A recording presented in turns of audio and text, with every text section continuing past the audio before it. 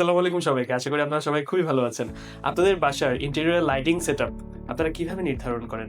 আপনার বাসার living room আছে, ডাইনিং স্পেস আছে, বেডরুমগুলো আছে, কিচেন আছে, টয়লেট আছে।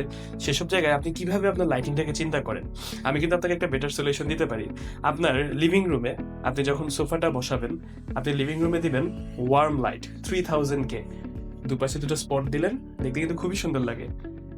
এরপর আপনি যখন আপনার ডাইনিং স্পেসে যাবেন, আপনার ডাইনিং স্পেসে কিন্তু আপনি শ্যান্ডেলিয়ার টাইপের লাইট দিতে পারেন। আবার আপনার ডাইনিং স্পেস থেকে যদি আপনার কোনো ওপেন কিচেন থাকে, ওপেন প্যান্ট্রি স্পেস থাকে, ওপেন প্যান্ট্রি স্পেসগুলোতে আপনি সবগুলো লাইট এক অ্যালাইনমেন্টে দিবেন, যেসব হ্যাঙ্গিং লাইটগুলো থাকে। এগুলো কিন্তু অনেক সুন্দর লাগে। এরপর আপনি যখন পর্দাটা সেট আপ করবেন, পর্দাতে কিন্তু কখনো স্পটলাইট দিবেন না।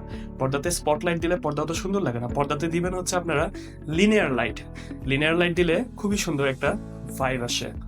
কিচেনে কিন্তু আপনি স্পটলাইট দিবেন না, কিচেনেও কিন্তু আপনি লিনিয়ার লাইট দিবেন। লিনিয়ার লাইট দিলে আপনার যেটা সুবিধা হয়, আপনার যে প্রোফাইল লাইটটা আছে সেই প্রোফাইল লাইটে কিন্তু আপনার লাইটের থ্রোটা খুব ভালো আসে এবং আপনার কাজ করতে কিন্তু অনেক সুবিধা হয়। স্পটলাইটে কিন্তু একটা ছায়া পড়ে, তো এটা ওই স্পেসের জন্য না।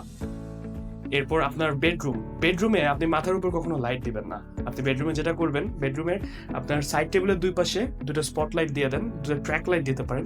খুব সুন্দর একটা অ্যাম্বিয়েন্স পড়বে, দেখতে কিন্তু আপনার খুবই সুন্দর লাগে। আবার বেডরুমের পিছনের যে স্পেসটা আছে, আপনার বেড ব্যাকের যে স্পেসটা আছে, ওখানে আপনারা লিনিয়ার লাইট দিতে পারেন। আপনার উপরে স্পেসে লিনিয়ার লাইট দিতে পারেন, নিচের স্পেসে লিনিয়ার লাইট দিতে পারেন। খুব সুন্দর একটা এম্বিয়েন্স আসবে অ্যান্ড লাইটটাও কিন্তু আপনার ডিফিউজড হবে, দেখতে কিন্তু অনেক সুন্দর লাগবে। এরকম কিছু টিপস পেতে অবশ্যই আমাদের সাথে থাকুন। সবাইকে অসংখ্য ধন্যবাদ।